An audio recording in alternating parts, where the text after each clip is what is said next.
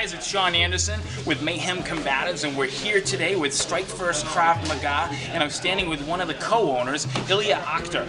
Ilya, how long have you been in the martial arts, man? I've been into martial arts since I was about 8 years old. I started studying in Ukraine.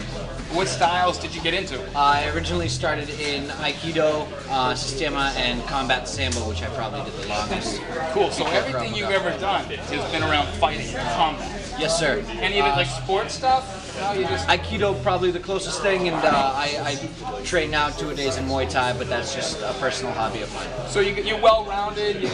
That's I'd like to hope so. Cool, man, awesome. But I love the fact that you've been into the combat, and of course that led to Krav Maga. Now, when did you get into that? I got into Krav Maga during my service in the Israeli military. So you were in the Israeli military? Yes, sir, I was. For how long? For about 2 years. Wow, that's very cool. Israeli military, and that's where you learn, like, that's the true Krav Maga. I mean, right, that's stuff. I mean, that must have been, that's the birthplace, correct? One of them, yeah. Well, originally was it started in Czechoslovakia, but then molded and evolved in the Israeli military. Yes. No kidding. I didn't even know that. You know, I know a lot about Krav Maga since I've seen it when it came to the States here, but I didn't know too much about Czechoslovakia. Krav Maga has its roots in pre-World War II altercations on the street. Wow, so it's been around a long time. Oh, yeah. Awesome. Yep.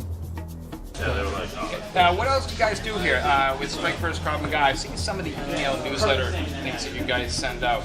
Now, when the students come here, what can they expect out of their experience with Strike First? They can expect a lot of endurance, a lot of stress, and a lot of work with just technique.